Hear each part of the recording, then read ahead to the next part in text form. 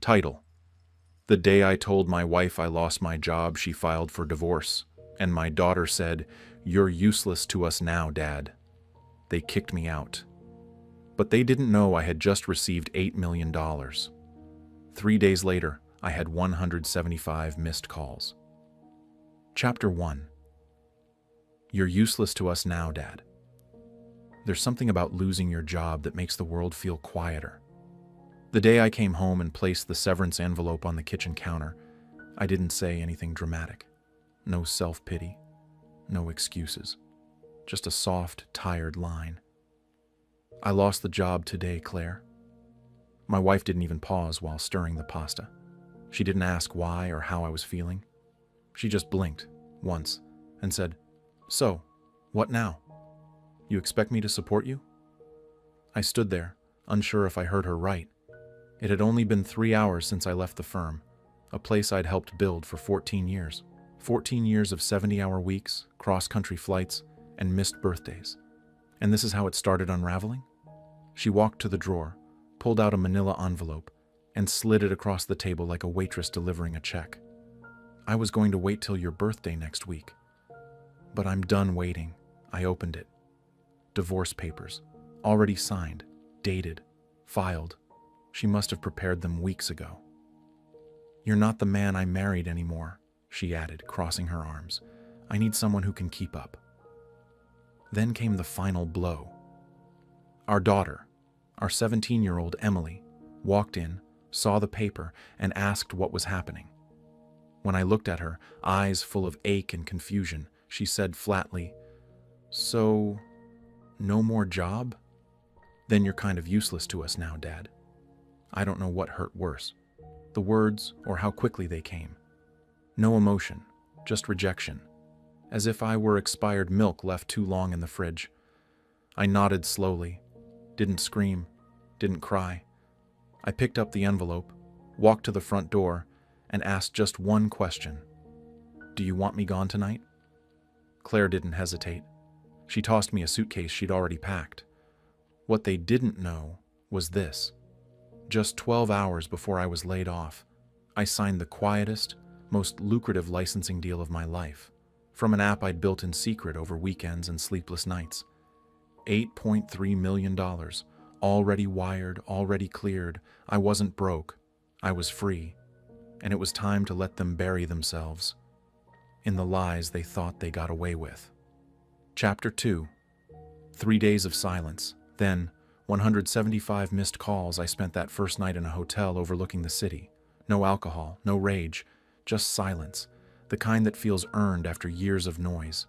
I watched the lights flicker across downtown and remembered how many birthdays I'd spent in boardrooms trying to build a future for a family that now treated me like dead weight. But now I had something far more powerful than a corner office. Freedom. And $8 million. The hidden life. They ignored. What Claire and Emily never cared to ask was what I'd been doing every weekend locked away in my garage tinkering. They assumed I was fixing junk or wasting time. In truth, I'd been quietly developing a B2B logistics optimization tool. Boring to them maybe, but not to the mid-sized firms it saved hundreds of thousands in shipping delays. The day before I was laid off, one of those firms made an offer to license my tool exclusively for North America. $8.3 million. Up front. That severance package I received? It was a relief, not a tragedy. Now it was time to play the long game. The first move, letting them win. Claire filed for divorce, assuming she'd be walking away with full custody of Emily's 60% of our assets, the house and spousal support from a man she thought was desperate. I didn't fight it. I signed every paper, didn't ask for custody, didn't contest the asset split. Let them take the house. Let them believe I was broken. I wanted them to relax, to celebrate, to get comfortable in their supposed win. And just as expected, on day 3, they did. The celebration that lit the fuse. That afternoon, Claire hosted what she called a New Beginnings brunch.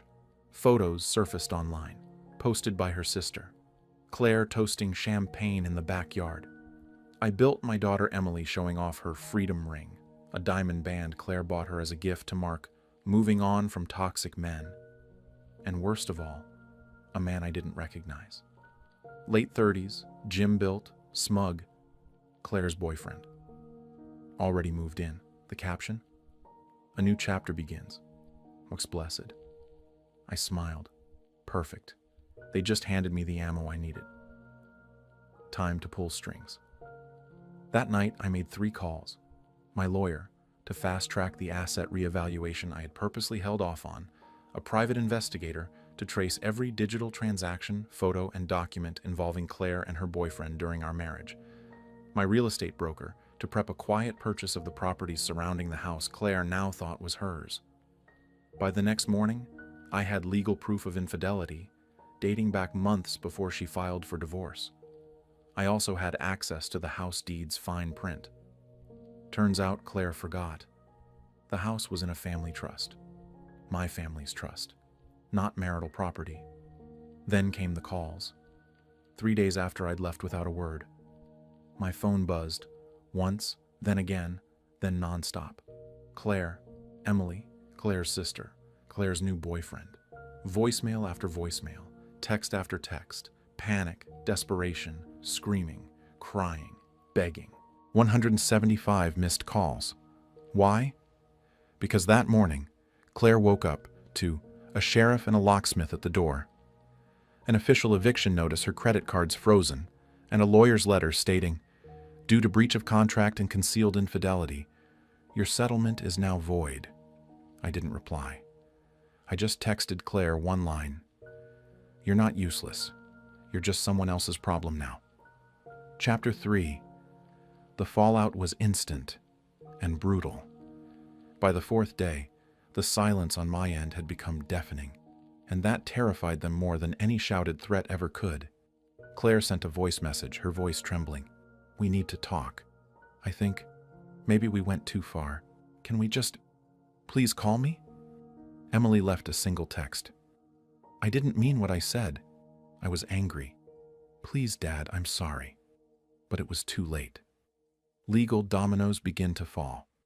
That same morning, my lawyer filed a motion to nullify the divorce settlement, citing intentional fraud and concealed infidelity.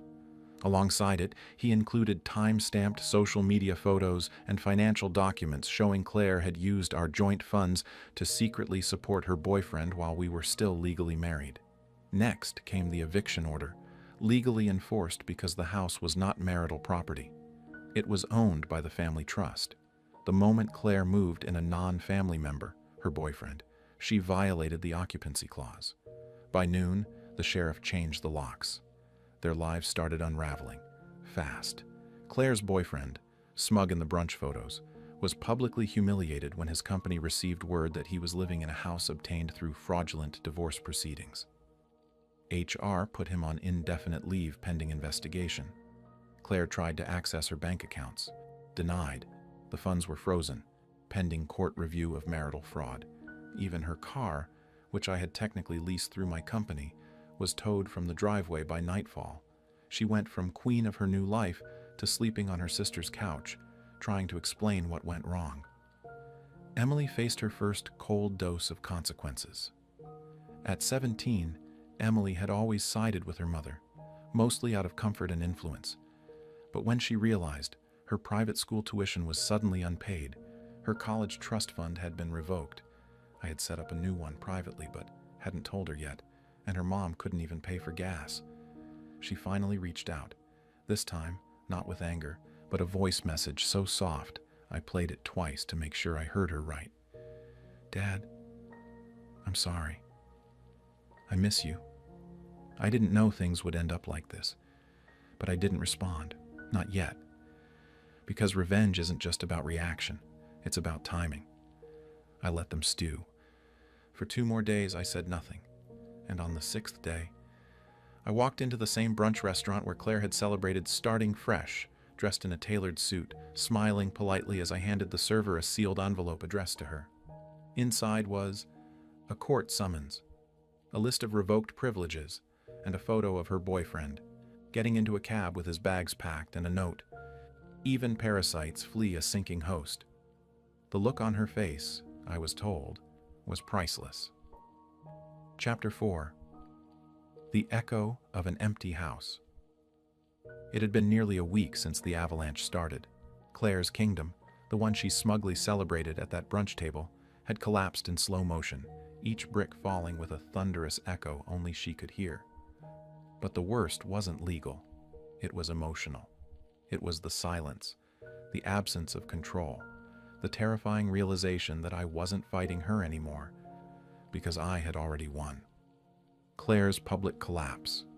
2 days after receiving the court summons and the envelope at brunch, Claire showed up at my attorney's office uninvited, disheveled, sunglasses hiding puffy eyes, voice cracking with desperation. "He left me," she said. "The house is gone. The money's frozen. I have nothing." My attorney didn't blink. He simply handed her a copy of the updated legal motion. "Then perhaps next time, don't file for divorce the same day your husband loses his job, especially when that husband had just come into $8 million and hadn't told you yet." Claire broke. "He was never supposed to leave me. My daughter, your daughter reached out to her father yesterday," he replied, calm. "I suggest you get your own attorney." That was the moment it hit her. She hadn't just lost a man. She had burned the bridge to the only stability she'd ever known.